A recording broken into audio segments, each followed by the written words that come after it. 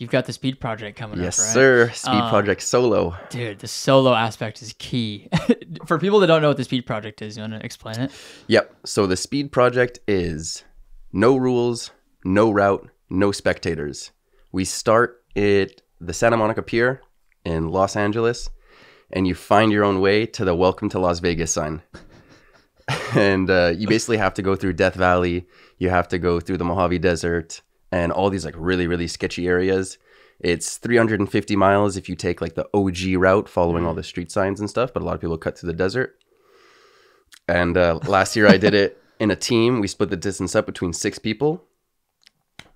This year I'm doing it solo. Dude, I didn't know you did it last year too. Yeah. That's how I like got into like the whole scene. Like I did it with my run club, and that's how I like met the organizers, and that's how I got invited to come do it this year because it's an invite only race.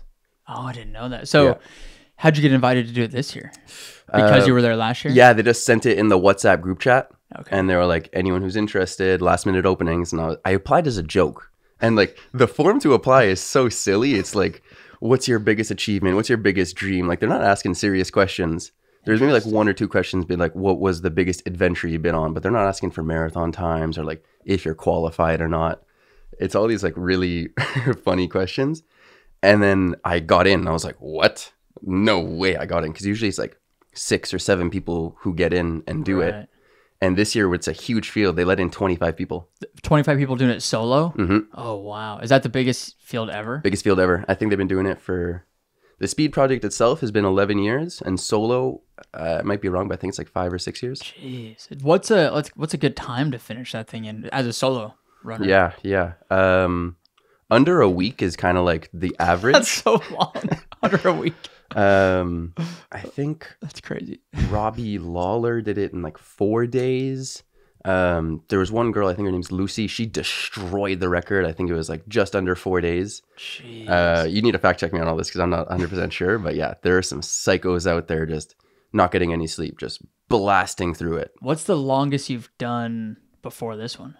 Not even half. Maybe like 200 kilometers, but not even like one shot. Like I've done a lot of 100-mile races. And then, kept running that same day just to like cool down or warm up or, the car is 2 kilometers away. I'm not going to walk 2 kilometers. I'm going to run it. And, You're killing me. But yeah, this is definitely You're a saying massive... it like it's so logical. Like, of course I'm not going to walk 2K. I got to run it. I just ran 100 miles. Why not tack on a couple more? Yeah. I mean, your body feels better after a 100-miler than it does after a fast marathon. Like I'm still walking. I'm not like you see marathoners like they can't get up the stairs. Yeah. That's even in the ultras I've done. I experienced that 100%. Mm-hmm. I've only done a couple 50s in the 100K. The 100K I didn't feel too wrecked. But the marathons just leave you so destroyed because the effort's so much higher, like all that lactic acid in your muscles. And a 100-mile you don't really get that. What hundreds have you done? How many first off, how many hundreds have you done? And then let's go through them. I've done a ton of just like in my training plan. You'll program 100 miles as a training run?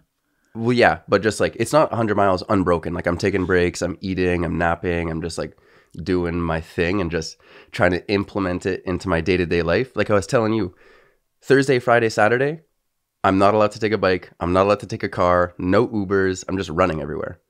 And if I got to go to work, if I got to go to a friend's place, if I got to go to the store, I just run. So I have a big running bag and that's how I just collect all my miles.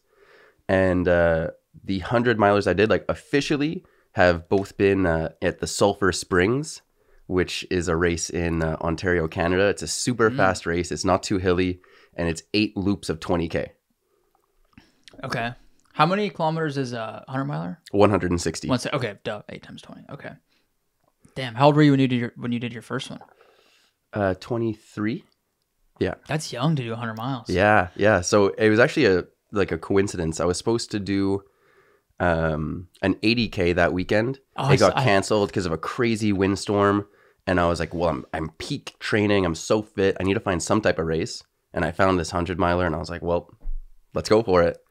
And then the first time, it was such a crazy story.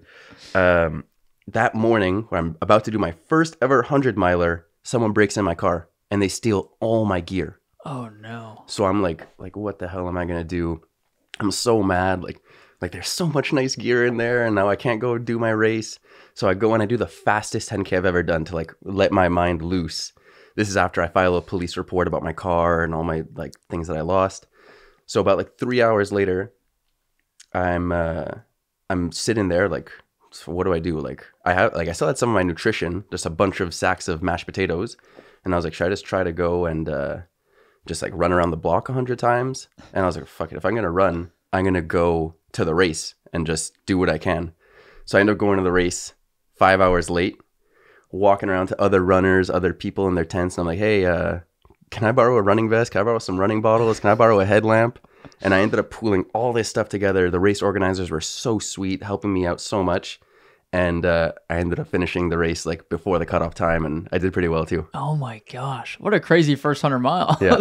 Yeah. As if 100 miles wasn't hard enough, you gotta, well, you said it was 2 days before is when you basically signed up for it? Yep. Were you in like 100-mile shape at that point? Because you were only training for... I was training for an 80K, and... That's what, 50 miles? Yeah, exactly. Okay. So I was like, okay, I'll do my first one. Like, I felt ready. Like, I wasn't intimidated by the distance too much. Like, just the perfect amount that I respect it. I'm not going to blast out at my fastest 5K the first couple miles. And I didn't care if I didn't finish. Dang. And you said you finished with a respectable time. How fast was that? 23:45, something right under sub 24 hours. Did that include the like 5 hours of you showing up late? Okay. No, that's my race time. Okay. Damn.